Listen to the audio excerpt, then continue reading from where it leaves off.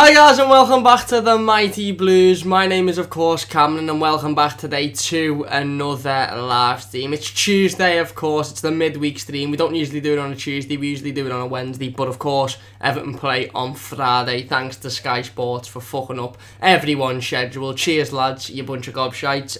But yeah, due to Sky Sports we now play on a Friday, so unfortunately the game preview has had to be moved back to the Thursday, or fortunately, whichever way you want to see that. So I thought we'll do a Tuesday stream instead, so it's not Wednesday, Thursday, or Wednesday and then Friday, as I've literally got my shoes on running out the door to go to Goodison Park. So it is a Tuesday. We are here to talk about the end of season awards. I've put a little graphic just to the side of me there, asking you guys who your player of the season, young player of the season, goal of the season, and the game of the season are. So you can leave them in the live comments if you're watching live, or in the comments of the YouTube video. That'd be greatly appreciated, and we'll talk about them in today's stream. We're also going to talk about Tom Davies's new contract, of course. Tom Davies being handed a new contract until June 2023, I believe it is, yes.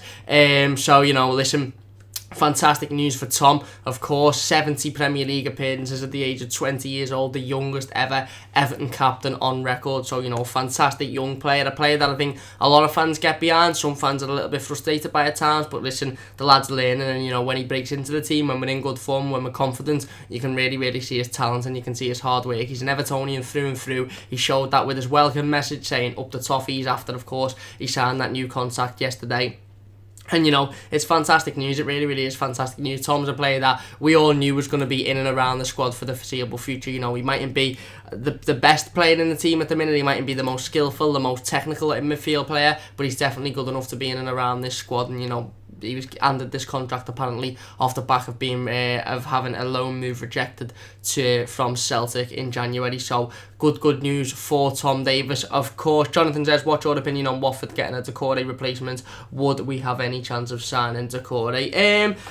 There's a possibility. There's a rumour there earlier on in the season. Listen, I'd like Doucouré. I think he's a really good player.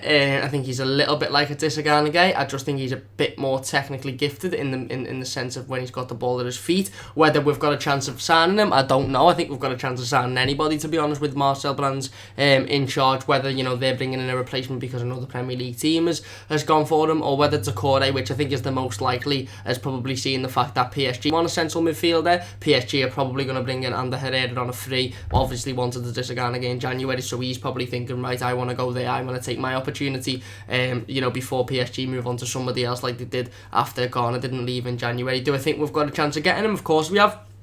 Listen, Watford come out before we signed Richarlison and said, you've got no chance of signing anybody from us after the Silva malarkey. We showed them the money and that was it. And, you know, we signed our top goal scorer this season. So, of course, we've got a chance. Whether or not Doucouré want to come to Everton, I'm not too sure. But, you know, we'll have to wait and see. Jonathan also says, how's your day been, Cam? I've been doing gardening. Shock. Not too bad, thanks. Not too bad. Just being in work, really. I had a little bit of a headache, to be honest. I'm feeling a little bit under the weather today. You know, I don't know why. Just feel like I've got a little bit of a cold, or at least I'm getting a little bit of a cold. But not too bad. Literally just being in work all day and then got home and doing gardening. It's quite a nice day, to be fair. There's been worse days. There's been worse days to do gardening, I'll say that. I'm just going to tweet the stream out so everybody on Twitter knows that we are live before we go into talking about the end of the season.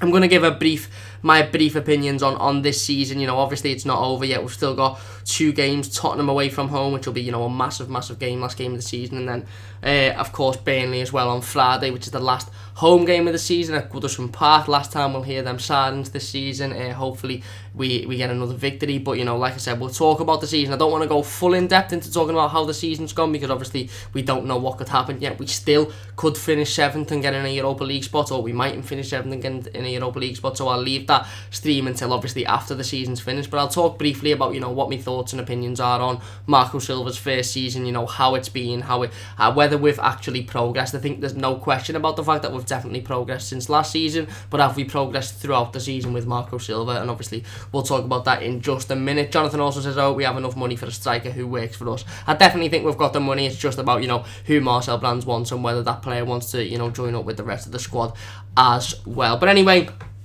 without further ado, I suppose I've put the question to you. I suppose I should answer it myself. I'm not going to ask you your player of the season, goal of the season, all that stuff, and then me sit back on the fence and go, well, I'm not answering mine. So I've had a little bit of a think about it over the last sort of few weeks, really. It's coming to that point in the season where you do start to think about, right, who's been the best player for us, who's been the most influential player in our side this season. And there's a couple of awards that obviously there'll be many awards that'll be given out on the awards night that I haven't included in that question. But any sort of award that you want to bring up, I was thinking of putting the most improved player in there. That could be a Dominic Calvert-Lewin, a Bernard maybe. Obviously Bernard coming in, and we could see that his fitness, he was struggling with his fitness. He couldn't quite get his foot on the ball, but obviously in the last sort of 4 or 5 weeks he's been absolutely fantastic. So maybe Bernard, maybe Dominic Calvert-Lewin, anything that you want to stick in there, throw in there, of course. But like I said, I suppose I best answer them as well. I'm not going to sit on the fence. So I've been having a little think, like I said, over the last couple of weeks, especially since we come into a run of form, especially since the team started to play in a cohesive unit, and the team started to get some results under the go, and you see Marco Silva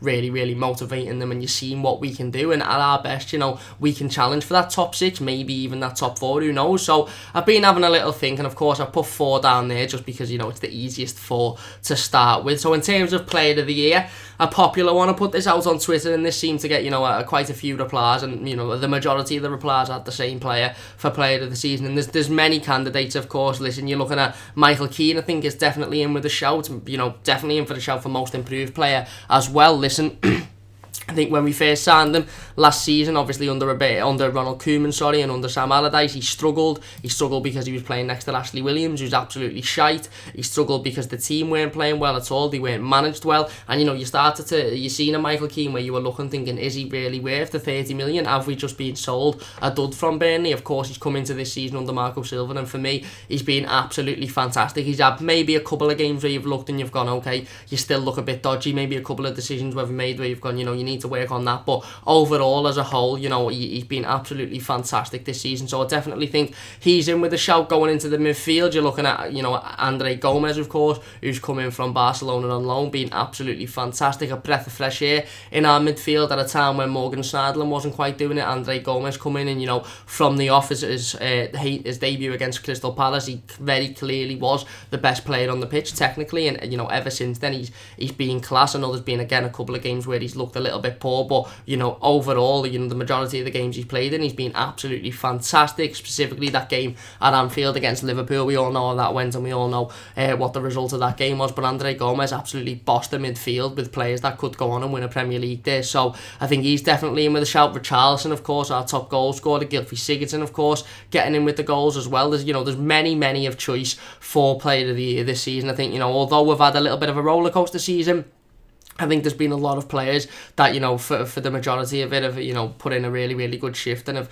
really looked quite, impressive. For me, I think the one that a lot of fans will go with, and the one that I'm going to go with, it's the obvious one, isn't it, really? Even though there's a lot of people in the conversation, the obvious shout is Lucas Digne, of course, coming in for around about, 12 million, 18 million, something like that in summer, of course, signing from Barcelona, a player that had played for Roma, a player that had played for Lille in France. He'd been all around the globe playing football. He played in the Champions League, and we all looked and we all went, okay, he's an experienced left back. He's going to be brought in. He's 20, 24, 25, 26 years old. He's going to be brought in. He's got the experience. Has he got the quality? Has he got the ability to do it in this league? And from that moment where we all said that when he was first brought in, to this moment, we're now looking at a player that we sort of expected to play well in this league, because he is a fantastic footballer. We all knew he was a fantastic footballer before he signed, but did we all realistically think we'd be sitting here in April saying Lucas Digne is the new Leighton Baines? He is the perfect replacement for Leighton Baines. Did we all think we'd be sitting here going, Lucas Digne and Bernard have got that Baines and Pienaar partnership? Because I'm not going to lie, when Stephen Pienaar left Everton, when he retired, when he left the first time, when he left the second time, I thought, will we ever get that Baines and Pienaar style partnership back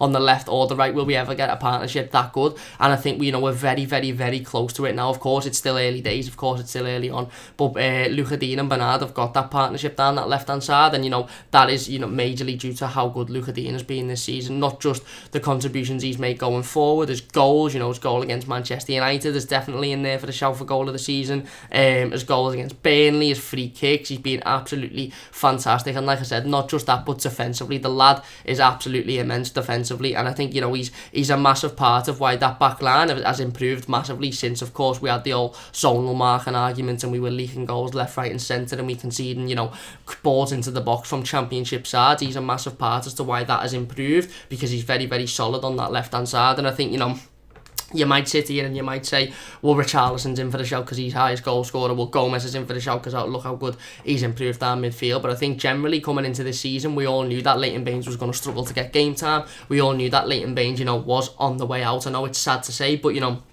listen, he hasn't got the fitness to play 38 Premier League games a season, so it was really, really important that whoever Marcel Branson brought in to replace Leighton Baines was going to be able to step in and do that job. And we all knew that Luca Dean would step in and do a decent job because we knew he was a quality footballer. He wouldn't have played for, the likes of Barcelona before. He wouldn't have played in the Champions League if he wasn't a quality footballer.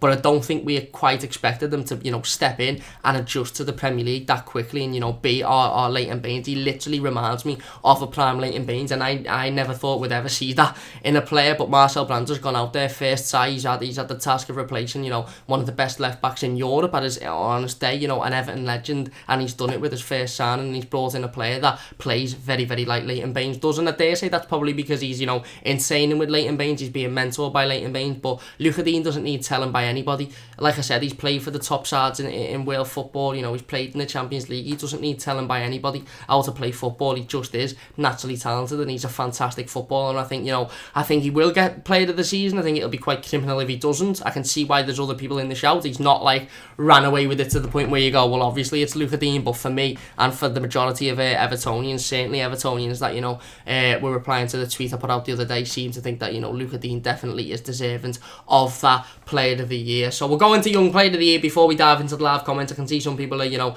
commenting on their player of the seasons and stuff like that. So we'll go into the young player of the season before I dive into the live comments. Now for me, this is another one that it's got many options. I'm going to throw out there, I'm talking young as in under 25 years of age, under 24 years of age. I say that because Raheem Sterling's just won Young Premier League Player of the Year and he's 24, and realistically he probably should have won Player of the Year. But listen, Young Player of the Season, like I said, I think there's a lot of players that fall into that bracket. You're now looking at a Richarlison, of course, 21, 22 years of age, coming into the Premier League last season, of course, struggled at Watford in the second half of the season. We signed him for a massive fee, whether it was 50, whether it was 30, whether it was 35, who gives a shit? We brought him in and fans said, you know what, that's a risk.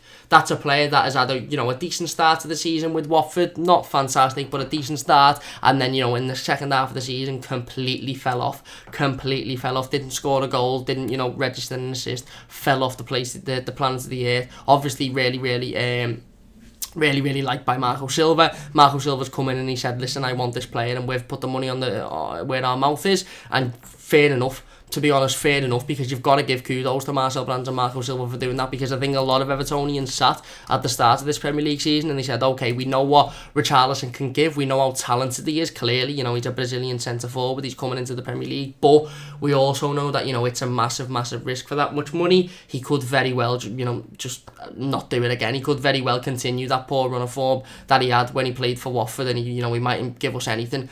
Richarlison for me has been absolutely fantastic this season. He really has. And you know what? At times he's frustrating. He is. At times you're watching him and you're going, just get up, just put a little bit more effort in, run around a little bit more, do a little bit more. Don't be throwing yourself on the floor every 2 minutes. He is that type of player. And you know what? You're going to get that from not just a young, attacker that's coming into this league, but a player that wants to succeed. A player that wants to, score in every game, a player that wants to register an assist, a player that plays for the fans, plays for the manager. You're going to get a couple of games where he's a little bit upset. Now, it's important that he turns those games into positives rather than negatives, and that's a little bit of a criticism I had towards Gerard Deulofeu when he was at Everton. He let his head go a little bit, but then he wouldn't pick himself back up and he'd just stroll around the pitch, and that's why he didn't succeed at Everton. Whereas Richarlison, for me, in times when he lets his head go a little bit and you see him, strolling around and you see him not really involved, he'll always get himself involved. And I think that's because he's got Marco Silva there, who him himself is quoted as like a dad in football, smacking him on the arse and saying, well, not literally, that'd be, I don't think he'd like that, but smacking him on the arse and saying, get your fucking head in gear. You're on that pitch, you're playing for these fans, you're playing for this football club, look how much they love you, look at them singing your name, look at the Brazilian flags in the crowd. Get out there and put it 110% in, lad, or you're not in the team next season. And Richarlison will listen to Marco Silva. Richarlison comes across for me as a footballer that isn't egotistical. He is an ego-based. Yeah, you know, he's a young lad. He's 22 years of age. He's earning all sorts of money. You know, he wore the Brazil number 9 top before. He probably knows he's quite a good footballer, but he doesn't come across like the type of footballer that if he's told off by a manager, he's going to say, no, I'll do what I want. I'll do what I like. I'm the top man here. He doesn't. He's always wanting to improve and he's always wanting to get better. And like I said, he is frustrating. He is frustrating because sometimes you think, why are you throwing yourself on the floor there, lad? We're not in Brazil now. You're not going to get fouls for that. You're going to get kicked and you need to get up and you need to go again. But for me, not just his goals this season. Of course, he's our top goal scorer. I think the way in which he scored a lot of his goals, being in the right place at the right time, that's something that Everton have lacked for years. Since I can remember, as a player that's in the right place at the right time, I cannot count physically how many balls I've seen fly into the box from in the park end in the Gladys teeth, and there just been nobody standing there to put it in. There's been nobody in the right place at the right time. Even when we had Romelu Lukaku at the peak of his career, playing fantastic football, scoring pretty much every week, he always struggled to be in the right place at the right time. He was better at picking the ball up in positions that you wouldn't necessarily think he'd score from and creating a goal. Whereas Richarlison, for me, you've seen it the first game of the season against Wolves, right place at the right time. You've seen it many a times this season. The game against Manchester United, Richarlison can score any type of goal. He can score with his head, he can score with his leg, he can score with his knee, he can score with any type of, any part of his body. But it's the fact that he's always in the right place at the right time to score. The amount of balls that have been, bobbling about in the opposition box, and he's been there to put it in. He's been there to to get his head on it or to get his foot on it, and that's exactly what we need. And we need a player that just will be in the right place at the right time. Listen, he's a young lad. He's 22 years of age. He's our leading goal scorer this season. So I think it would only be fair to give him Young Player of the Year. Dominic Calvert-Lewin may or may not be in with a shout, but I don't think Dominic Calvert-Lewin's done it across the whole season. Richarlison, for me, yes, in times he's gone missing. Yes, in games he maybe hasn't looked as interested as he should do, but in terms of being in the right place at the right time, scoring the important goals that we needed, he's always been there. And I think once, he might start the game and he might look a little bit disinterested, but once he gets that kick up the arse by Marco Silva, once he's told, he's straight into it and he's interested. And I think the defensive work which Richarlison does as well is there to be of course be what's the word I'm looking for here, to be praised. It's there to be praised because we seen it against Wolves, first game of the season. We went to Wolves, of course, newly promoted side, a side that were always going to attack us, a side that were always going to want to score goals. And the one thing I realised with Richarlison, I haven't seen the likes of Kevin Morales on that left hand side, the likes of Lukaku play there sometimes, players play on that left hand side, Nikola Vlasic even, that don't come that way from the halfway line. The halfway line's here, they don't wander into the defensive area, they stand there, they get the ball, they go forward, they lose it, they come back to the halfway line and they wait again. And I watched Richarlison against Wolves and I went, what I'm seeing from this lad, I'm not only seeing 2 fantastic goals he scored in the first 20 minutes of his Everton career, I'm seeing him sacking back. I'm seeing him busting a bollock to get back and help left backs. I'm seeing him busting a bollock and getting back and helping the centre halves. I'm seeing him busting his bollocks and getting back and helping the central midfielders. If he lost the ball, he was coming back to try and win it. And yes, he hasn't done that in every single game this season. Yes, there's been games where he's lost the ball and he's stood around and he's walked around. But once he gets shouted at and once he gets told, listen, head in the game, go again, he's always there defending, he's always there helping out. And for me, over the last sort of 4 or 5 or 6 weeks, what we've seen from both Richarlison on the left, Richarlison on the right, and Bernard on the left, is that defensive effort that they're giving.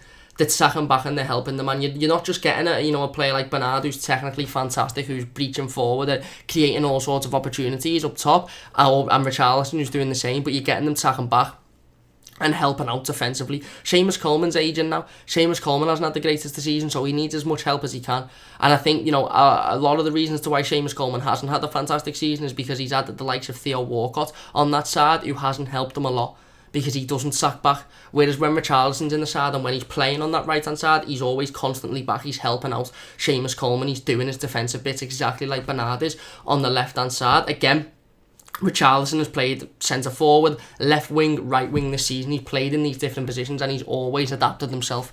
And he's a player that we probably will be sitting here in August, September, October going, you should be scoring that, or why are you standing around, why are you doing this, why are you doing that. But he's also a player that, we'll look at in a game and he'll score an hat-trick and you'll go, yeah, that's Richarlison, that's what he does. He's fantastic technically, he's always in the right place at the right time, he's always tacking back and helping defensively. And I think, Richarlison needs to understand that it doesn't always have to be, do 16 step overs and take a man on. Richarlison needs to understand that if he's one-on-one with the defender, go round him easily and have a shot or play the ball, whichever's the best option, play it. But Richarlison also needs to remember that if he's not particularly in the game going forward, if he's coming back and he's helping out defensively, let's say we're on the back foot, for example, in a Merseyside derby or in a game against one of the top 6 sides and we're not creating enough opportunities. What I like with Richarlison and again Bernard as well on the other side is that they tack back and they help out. They don't just stand there and go, well, that's not my job, so I'm just going to wait here. And you can't say I've had a bad game because I've been given no service. And that's what Lukaku was guilty of for me for Everton, is he was very much protected by the fact that a lot of fans would say, well, he hasn't had a bad game because he wasn't given service up front. No, but he's fucking stood around with his hands in his pockets all game, looking at the Gladys seat, looking at the burger van going, do you reckon all them have mustard on their hot dogs or what? Because he hasn't helped out defensively. He's gone, well, I'm not getting any service, so I'm not doing anything wrong.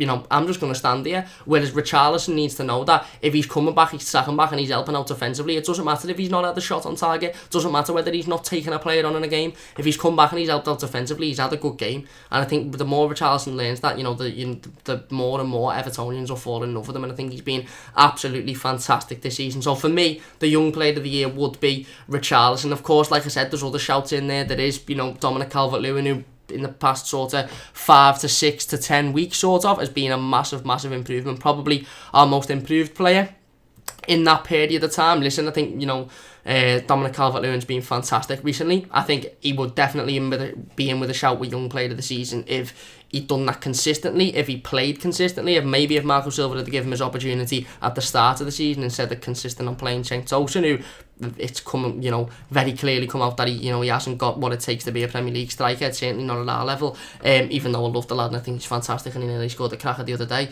If Dominic Calvert-Lewin had had a little bit more game time towards the start of the season, you would have seen more and more performances like that. But I think Dominic Calvert-Lewin definitely should be in with the question because, of course, he's there and thereabouts. He's improving every week. He's dominating defences. Dominic Calvert-Lewin, I've never seen it. I've said this before, and I was lucky enough to see Duncan Ferguson play for Everton, but I didn't quite see him, consistently. I don't remember it that much because I was still, a young child. But I've never seen a player win the ball in the air as much as I have Dominic Calvert-Lewin. Every single time that ball is pumped in the air, he's winning it. He's taking it down. He's taking it on his chest. He's using it. What Dominic Calvert-Lewin does is he slaps the defenders, he gets the defenders in and he makes defenders think, okay, we've got to 2-1 him, we've got to go and mark him because he's the threat. And that allows the likes of Bernard and Richarlison to, break down the wings and Gylfi Sigurdsson to break down the wing as well. And I think, it's massively important that we understand and we appreciate the work that Dominic Calvert-Lewin is doing. Yes, he probably hasn't done it consistently enough. Yes, he probably hasn't done it for the majority of games, and that's why he mightn't necessarily be in with a shout for young player of the season. But I definitely think going into next season, he'll be up there. I think he's been fantastic in recent weeks, and he definitely deserves some praise as well. I don't think Tom Davies will be in with a shout, to be honest. Listen, when Tom's played, I've been quite impressed with him. I don't necessarily think he's done much wrong, but I think obviously with the introduction of Andre Gomez, with the fact that Adisa Gay has been playing fantastically in recent weeks, Tom just hasn't had his opportunities, and he's very clearly happy with learning and getting the odd opportunity here and there because he's just signed a new contract. So that's fair enough, but yeah, I don't think Tom will be in there just because he hasn't played enough games, not necessarily because he's been poor. And same with Ademola Lookman as well, he hasn't played enough, has he? Let's be honest. If there's any other shouts that I'm missing out, let me know in the live comments. Who knows? Dare I say Jordan Pickford? Dare I say Kurt Zouma? Are they too old? I don't know. Let me know in the live comments as well. Talking about the live comments, we'll dive in there now and let's see what everybody else is saying. David says Lucas all day. Yeah, fair enough, mate. Jake says it has to be Luca Dean, but Keane, DCL and Richie come close. Fair enough, I do agree with that one. Jonathan says my player of the season is Dean. He's been fantastic. Siggy's goal against Leicester, game of the season against Manchester United, and young player of the year, DCL. Fair enough. We'll go on to talk about the other categories in just a second. Shabba says Luca Dean, my player of the season without a doubt. Fair enough. I think a lot of people will be agreeing with that one. Where are we? Jake says Dean is magic. Bain's probably one of our toughest players to replace, and he's been exceptional. Exactly. And that's, for me, that's kudos to Marcel Brands as well. Marcel Brands is not, he's been given the task to replace Lukaku. Of course he has, and that was always going to be a task that took a while, to replace the 20-30 goal a season striker in a team that haven't got European football is going to be hard. Of course it is. But one of the toughest tasks, like you've said there, Jake, that Marcel Brands was given at the start of the season was, right, you need to bring a left back in who can play as consistently well and, at a high level and, contribute not just defensively but going forward, as Leighton Baines has done for so many years for Everton. And he's gone out and he's gone £18 million, snap him up, there you go, on a plate, sweet. Next 10 years, sorted. Next 8 years, however old he'll be when he leaves the club, sorted. And I think, that's massive kudos to Brands. And of course, massive kudos to Luca Dean for being fucking boss as well. David says, goal got to be Sigurdsson versus Leicester. I do agree with that one. We'll talk about it in just a minute. Samuel says, I can't say anything apart from Dean. What a player. Exactly. Spot on. David says, is Richie even a talking point for young player? I think he is, definitely. I think he is. He's obviously, he's still young. And I think he's our leading goal scorer. So, of course, for me, he should get it. Matthew says 100% need a top-class number 9 in the summer. And David says, game of the season for me was Cardiff. That was the safety net game, though hulking up on United was great. I agree with that one. I also agree with Matthew, 100% need a top-class number 9 in the summer. Jack says, Richarlison is a striker long-term. Fair enough. Matthew says it says everything that Crystal Palace parked the bus against us, and Burnley will do the same. Take it as a compliment, yeah. Maybe we should. LCFC boy says hi to you too, and the real Cenk Tosun says the most improved player has to be Keane. Fair enough. And again, like we speak, we're not going to talk too much about the most improved player in this live team, but I think if we did have that as a category, and I don't think that's a category in the actual awards, but by all means discuss it in the live comments. I think Michael Keane definitely has to be up there for me too. The real Cenk Tosun says game of the season obviously has to be home to Manchester United, but Liverpool at home wasn't bad either. Yeah, I agree with that one. As well. So yeah, of course, listen, for me, Richarlison might well be in the shout in the running for player of this season, and that he might be excluded from young player of the season for that. But I don't think we can sort of go. I don't think his achievements and his accolades per se this season can go unknown. He's our leading goal scorer. He's been in the right place when we needed to, and the work he's contributed defensively to the side has been absolutely fantastic. So if we're all nailed on in agreement that Luca Dean's going to get player of the year, and that's probably what the club and the other players sort of agree with as well, then I definitely think Richarlison should be up there, if not winning the young player of the year, so he understands that, listen, what you've done this season is noticed. And with Dominic Calvert-Lewin, you say you were well up there as well if you'd have done it a little bit more consistently. So when you get your opportunities next season, make sure you're performing at this highest level, because you'll definitely be up there next season as well. So going into goal of the season, of course, I've seen an obvious one there. Again, I tweeted obviously the same sort of 4 questions out, and a lot of people replied with the exact same answers. A couple of people have put in the live comments now the Gylfi Sigurdsson's finish against Leicester. For me, that was an absolutely unbelievable strike, and you know what? I'm not gonna park the ball. I'm not gonna sit on the fence. Sorry, I'm not gonna go beat around the bush is what I meant to say. It gets goal of the season for me. It just does. But I want to talk about some other goals as well, because I think there's some other important goals that we deserve to be spoken about. We can't just sit here and go, Gylfi gets it, let's not talk about the others. There's some really, really good goals that I definitely think deserve to be spoken about. You've got Richarlison's, of course, against Cardiff, I believe it was, with that break from that counter-attack from the corner, breaks down the other end. Fantastic bit of play by Gylfi Sigurdsson, and Richarlison smashes it in. You've even got Richarlison's against Manchester United last week, an absolutely exquisite finish. High foot by Graham Souness, my arse. Luca Dean's against Manchester United. Of course, the technical ability it is to hit a ball coming down on the volley, keep it that low, hit it with that much pace, and ensure that the keeper gets nowhere near it. That takes some quality, and that's the type of player that we've brought in Luca Dean. Of course, you've got a multitude of other goals. Luca Dean's free kick against Burnley, fantastic finish. There's other finish against Burnley. Luca Dean's in this conversation too much. It's too much for me. He's been fantastic, and he really, really has. You can't be in it too much. What am I talking about? He's just been absolutely fantastic this season. But like I said, there's definitely other goals to consider, and I think when we talk about goal of the season, the Gylfi Sigurdsson finish against Leicester is always going to be in there for, it's going to win it, isn't it? Let's be honest. The finish is absolutely unbelievable. Not just the finish, not just the strike from 25, 30 yards, but the turn as well. He absolutely rips the opposition player to bits. I can't remember who it is now, but he absolutely rips him to bits, sends him on his arse, and then he looks up, one look, he hits it from 25 yards, and the way it comes up and it comes down and it beats Kasper Schmeichel, who, is a Premier League winning goalkeeper, let's not forget. It's absolutely fantastic. And like I said, I think, most most Evertonians will agree that should definitely win goal of the season. But, you know, it's important that we talk about the other goals as well. There's been some fantastic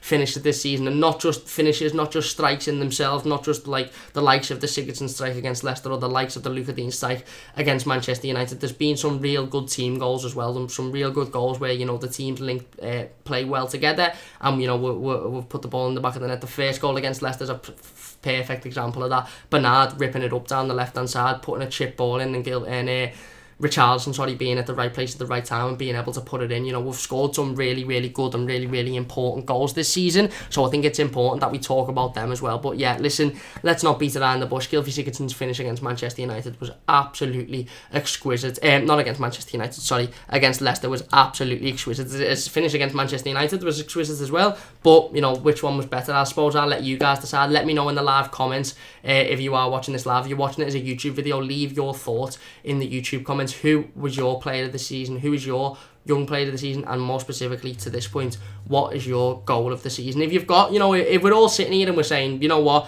Gylfi Sigurdsson's against Leicester, we all know that. Maybe throw a different one in. Maybe say, okay, I understand that Gylfi Sigurdsson's against Leicester was probably going to win goal of the season because it's unreal, but shouldn't blah blah against blah blah be in with a shout because that was amazing as well. I'm going to throw one of them in. I'm going to throw Luka Dean's against Manchester United, not just because it was a volley, not just because of the, you know, the position, but the skill and the class it takes to hit a ball, keep it that low and hit it with that much pace to beat the best goalkeeper in the world from that distance, from, you know, a ball coming up out the air is absolutely unbelievable. So I'm going to throw Luka Dean's in against Manchester United. Listen, I know Gylfi's against Leicester will win goal of the season, and it deserves to as well. So it should. Gylfi shouldn't go unnoticed either this season. I think, although I don't think he's been absolutely unbelievable, he's had a fantastic season. He scored, 12, 13 goals, something like that. He's been fantastic for us this season, especially after, again, you know, not a fantastic season under Ronald Koeman and Sam Allardyce last season. But I'm going to throw Luka Dean's in there. If you've got any other suggestions, leave them, of course, in the live comments. It really, really would mean a lot to me. If you're enjoying the stream so far as well, please do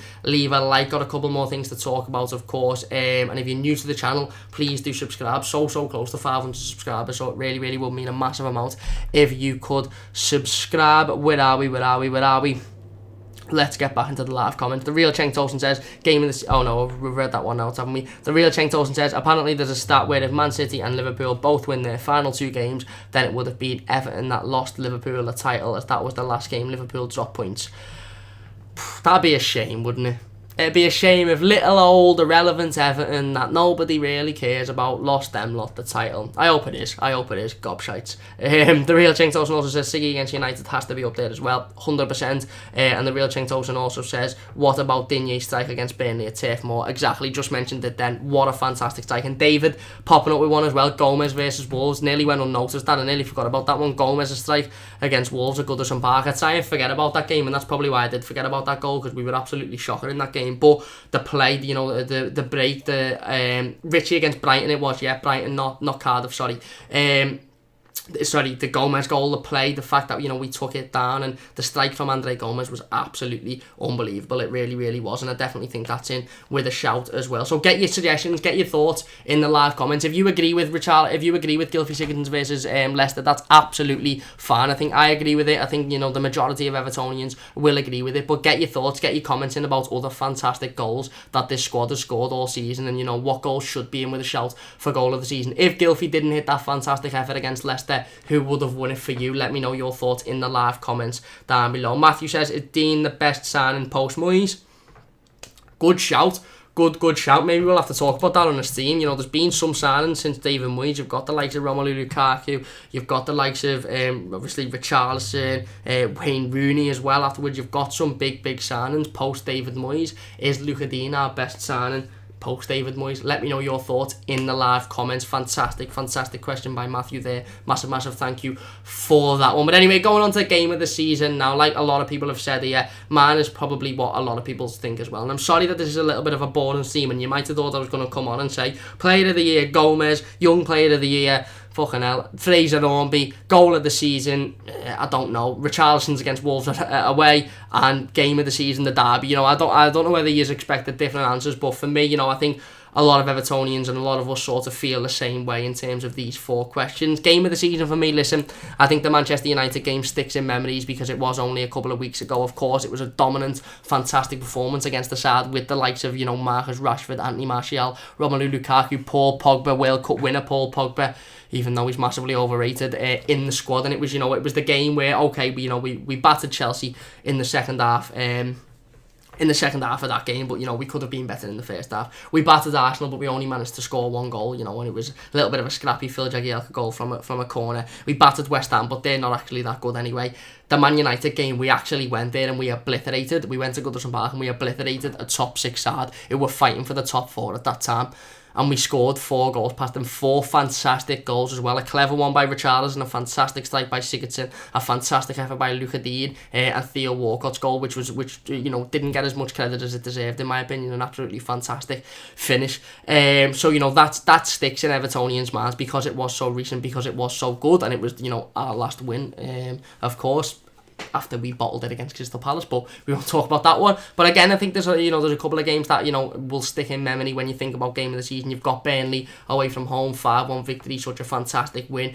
Somebody mentioned earlier on this team, Cardiff City at home, Cardiff City away, a game that was really seen as the game that brought us out of that really awful spell of form. It was the first game back after that 17-day break. Such a dominant 3-0 win. We looked comfortable throughout the whole game. We looked like we were the much better side. And then we went on to, get in a decent run of form. Of course, we had the Newcastle game and the Fulham game, but we'll forget about them. We went on to, get clean sheets against the sides like Liverpool, Chelsea, Arsenal, United, after that Cardiff game. I think, that's definitely in with a shout for importance as well. Maybe not for result, maybe not for performance, but for importance of the game. The derby, of course, at Goodison Park, we played fantastically well in that. We were unlucky to not come away with the 3 points in that game as well. So let me know your thoughts of game of the season. For me personally, I'm just going to go with the Manchester United game. I think it was a mixture of everything. You've got the Cardiff game where it was fantastic, result, fantastic performance, and the importance of it was there, but it was against the side that, realistically were fighting relegation. You've got the derby there, fantastic performance, the importance there, but the result wasn't quite, amazing.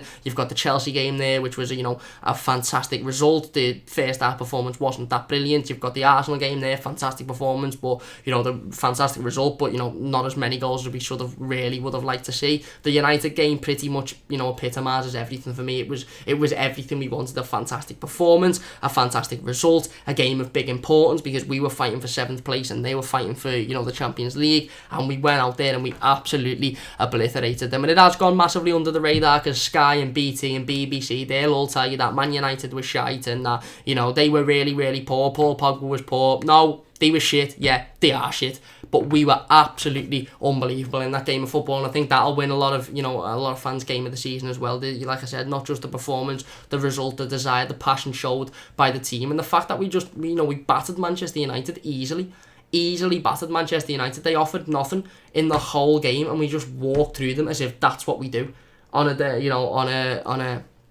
a weekly basis. We just walk through teams. And I had a conversation with my girlfriend's granddad yesterday, massive Evertonian, and he said, listen, we all know that City and Liverpool, although it kills me to say, are light years away from anybody at the minute. They're in this bracket here and everybody else is below. But I generally think Everton are fighting with the sides that are below City and Liverpool. I think you've got City and Liverpool, you've got Tottenham who are a little bit better as well, and then you've got everybody else. And I think we're fighting with Arsenal, Chelsea, United, and I think we could definitely finish above those sides next season if we play the transfer window right, if we can add consistency to our game, and if we can continue to get results against the top 6 sides like the Manchester United one. So I'm going to say Everton 4, Manchester United 0 at Goodison Park was my game of the season. Let me know yours, of course, in the live comments down below. Again, pretty much like the goal of the season. If we're all in agreement that the Manchester United result was the best game of the season, let me know alternatives. If it wasn't the Manchester United result, what would it be for you? And as for any of the other questions as well, if you're watching it live, leave your thoughts in the live comments. And if you're watching it as a YouTube video, who is your player of the year? Who is your young player of the season? Player of the season. What's your goal of the season? And what was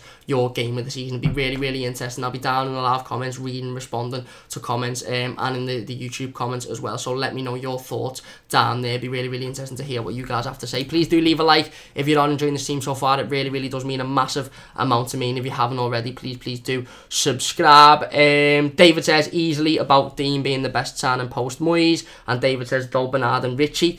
Again, 3 signings in Marco Silva's reign, of course. And Matthew says, apart from Robertson, I can't think of a better left back this season. Maybe Luke Shaw, who's been boss as well, but because it's little all Everton, no one's asked. I think Luke Dean's been the best left back in the league. It's very easy to say Andy Robertson because he's playing in a side that, in the top 2 in the Premier League, and he has played well. I'm not going to take anything away from the kid. He's been fantastic. He's registered a lot of assists and he's helped that side out fantastically. But for me, Luke Dean has been the best left back in the league, and like you said there, Matthew, because he plays for Everton, he wouldn't have been considered for PFA Team of the Year because he plays for Everton. If he played for Arsenal, if he played for United, he'd be in there. But because he plays for Everton, he's not considered. But for me, I think he's been the best left back in the league by I'm not going to say quite a stretch, but let's just say, in my opinion, he's been the best left back this season. So before we go on to talk about Tom Davies' new contract, I just want to briefly talk about this season as a whole. Listen, for me, we all knew that it was going to be sort of it was an experimental season. It was a season that Marco Silva was coming in, first, obviously, year as Everton manager, first year working with Marcel Brands as well. We all knew that it was going to be, a little bit of a roller coaster. We knew we were going to have massive highs and massive lows at one point. Of course, we started the season well. We were getting some good results. We were well in the fight for 6th position, and then the Merseyside derby happened. And like I said, I'm not going to go too deep into a season review or a seasonal review or talking about each game, because I'll do that when the season's finished and when we've played and hopefully beaten Burnley and Spurs. But of course, the Merseyside derby at Anfield, which was the real turning point in our season, and like I said, I'm not going to talk too much about it. We all know what happened. We all know about the Jordan Pickford mistake. And for me, from that point, literally until the Cardiff game, we were poor. We were really poor. We all sat here and we said we're just a mid-table side. Maybe Marco Silva's not the right man for the job. Maybe he can't motivate these lads after the defeat. And there was serious questions about whether Marco Silva can pick the lads back up, whether after the lads' heads have dropped because whether they've conceded the goal or whether they've been beaten, whether he can pick them back up and say, right, come on, let's go again, don't worry about that game, don't worry about the derby, we played well, it was unlucky, let's go again. There were serious questions about that, but for me, in the last sort of 4, 5, 6 weeks, I think Marco Silva's proven that, he definitely deserves a lot more time in this job, at least till next season as well, in a full summer transfer window where he's able to look at this squad and he now knows who's good enough and who's not good enough. I always go back when talking about Marco Silva. I've never wanted Marco Silva sacked, and I always go back to the point is that Marco Silva and Marcel Brands have had 2 transfer windows at Everton Football Club. One was January, we'll scratch it off because they said from the start nothing will happen, and one was the summer where we brought in 6 players. You're talking Luca Dean, Bernard, Richarlison, Andre Gomez, Kurt Zouma and Yerry Mina. Now, 5 of those players have been key elements to this squad all season, and I don't think any of them players you can look at and go, they've been a flop. They've been really poor. Maybe, Yerry Mina, we'll see a lot more of him. He's been a little bit injury prone, fair enough, but the other 5 have been absolutely fantastic for me for the majority of this season. You've got a player of the year there in Luca Dean. You've got maybe a young player in Richarlison, top goal scorer in Richarlison, an improvement of any sort to our football club in Bernard, who's technically unbelievable. Andre Gomez, who's come in on loan, and we all want to sign him now because of how good he is. Kurt Zouma, who's a solid centre-half, exactly what we needed. So I think it's important to understand that when you look at, Marco Silva's first season in Everton, you are looking at the fact that the players he's brought in have been fantastic. They have. And you're looking at the fact that, I always go back to the point that the last summer transfer window ended before the start of the Premier League season. So Marco Silva's looked at that team and Marcel Brands has looked at that team and they've gone, right, we need a right back, we need a centre midfielder, we need a couple of centre halves, we need a winger, okay. Do we need a striker? Well, Cenk Tosun ended the season well last season, so who knows, he might crack on and he might become a fantastic player. Do we need another right winger? Well, similarly to Theo Walcott, of course, he ended the season well, coming in January, hungry, wanting to score goals, wanting to get in the right positions. Morgan Schneiderlin, has been playing okay, maybe he's got a little bit about him. Marco Silva wasn't to know that Cenk Tosun wasn't going to have any involvement really this season because, he just doesn't suit this league. I love the lad, I think he's a sound fella. I think, he can be a really good footballer in a different league, but I just don't think he suits this league. Marco Silva wasn't to know that Theo Walcott was going to look disinterested for as long as he had, and why that is, I don't know. Whether that's confidence, whether that's something personal, I don't know. I'm not going to go into it. I'm not going to slate the lad, but whatever that is for, who knows. But Marco Silva wasn't to know this. He wasn't to know that, certain players weren't going to perform at a standard that we expected them to. So for me, I've always said Marco Silva deserves another transfer window, and I'm not sitting here saying, I told you so. I've always said that, he deserves another season. I've always said that we shouldn't sack him, and now look, I'm just saying that was my opinion from the start. Whether he's been badly poor or not, let's judge him at October next season when we've had a full transfer window and let's see how improved we are. Of course, we come back after that 17-day break. We battered Cardiff, and fans went, okay, we've battered Cardiff. It's Cardiff. What's going to happen? We then, played the likes of Liverpool. We put in a strong performance against Liverpool. We used the Sirens for the first time at Goodison Park. Fans said that, maybe it's just because it's a derby and the Sirens. We then went on a run where we battered Chelsea in the second half. We battered Arsenal for the entire game. We battered West Ham for the entire game. And we battered, away from home, by the way. And we battered Manchester United for the entire game as well. And you're sitting there thinking, we know how good this can be under Marco Silva. Marco Silva is working with a team that we know needs a 20-30 goal a season striker. We know needs a number 9.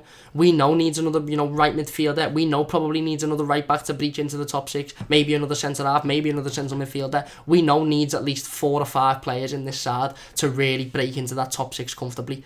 And we've just battered and played off the park 3 of the sides that are fighting for not just the top 6 but for the top 4 for the Champions League through Marco Silva's tactics and being able to motivate these players and being able to get these players playing at a level that they need to. And for me, that's massive play for Marco Silva, and I'll talk about Marco Silva in a lot more detail when the season's finished and when we do the seasonal review. But just briefly, I just wanted to say, for me, have a little think about that. I know it's been an up and down season. I know it's been a roller coaster. You literally only have to look at the last 3 weeks. We battered Manchester United, withdrew to Crystal Palace. We battered Chelsea, battered Arsenal, we lost to Fulham. It's like that at the minute. As an Evertonian, you're sitting there going, that's just how it is at the minute. But we knew that was going to happen because it's a transitional season. And we all sat at the start of the season and we all said, you know what, finishing 7th place, is the best we can get. We don't expect to breach the top 6, but finishing 7th, fair enough. Now, we might finish 7th, we mightn't finish 7th. But if we do, then we've got what we wanted. If we don't, we're only going to finish 8th or 9th, and we've got more to build on going into next season. But anyway, yeah, that's my thoughts on the season, so far. Briefly, let me know yours, of course, in the live comments. Josh says, up the Blues, certainly. Josh Matthew says, Wolves and Leicester at our level, Cam.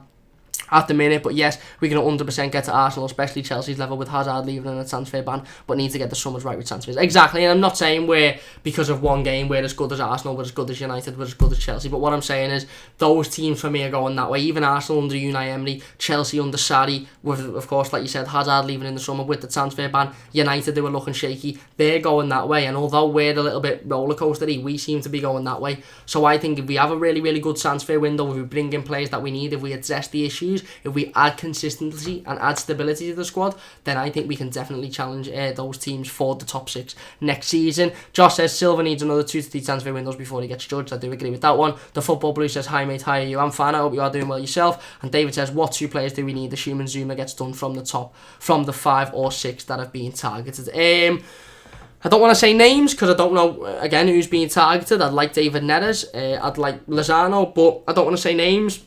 Position-wise, I think if we sign Andre Gomez and we manage to keep hold of Adesanya Gay and we manage to keep hold of Morgan Schneiderlin, then maybe the midfield's sorted. If not, I think we definitely need a central midfielder. I think we need a right back because, again, Seamus, has picked himself up in recent weeks, but let's not forget the start of the season was quite shaky for Seamus, and the fact that we don't really have a right back there to come in and take that place if needed. I don't think John Joe Kenny's at the level right now, if I'm being perfectly honest. So for me, right back, if we sign right back and centre half, I'm going to say right back because, again, we haven't got backup for Seamus, and centre half, even if we sign Kurt Zuma, you're looking at Phil Jagielka, who we clearly know can't play more than 2 or 3 games. Yerry Mina has been a little bit injury prone this season, but of course we need the striker. What from the 5 or 6? What striker? There you go. Striker and right back and centre half. I don't know. There's too many to count from, but striker, definitely a striker, and I'm going to go right back as well in there as well. But anyway, let me know your thoughts on that question as well that David's just asked. What 2 players do we need specifically? Let me know in the comment section down below. Josh says, do you still reckon we need to sell Schneiderlin?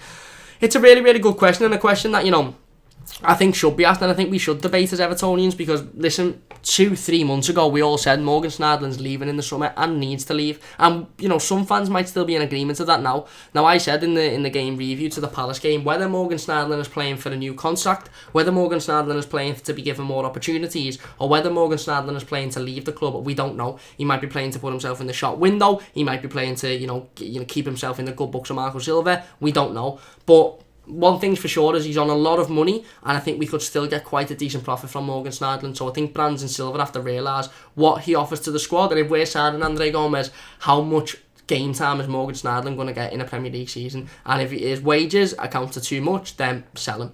If not, and we can afford to keep him, and we can afford to have a player there that I think on his day is a really, really good footballer that can come in when needed, then who knows? Let me know your thoughts on that one in the comment section down below, of course. And David says, on your Corey and Vlasic coming back, mate, don't forget, of course, again, 2 really, really good, young, hungry wingers that are going to be coming into the squad next season. So before we leave, we'll talk about Tom Davies' contract, of course. Briefly spoke about it at the start of the team. Tom Davies has signed a new 4-year contract, which will keep him at Everton until June 2023. Said in his little message to thank the Evertonians up the toffees. Listen, just briefly, I think it's absolutely fantastic news. I think Tom's an Evertonian through and through. Again, hasn't had the best of seasons, hasn't had the most game time this season. However, I think, we know what Tom offers us. He always gives us everything. He always gives passion. He always wants to break forward. And I think he's a player that has got a lot of quality and a lot of skill, and if he's used in the right way and he's used in the right positions, I think he can offer this team a lot. So good news on that front for me for Tom Davies. Let me know your thoughts on Tom's new contract in the comment section down below. Matthew says,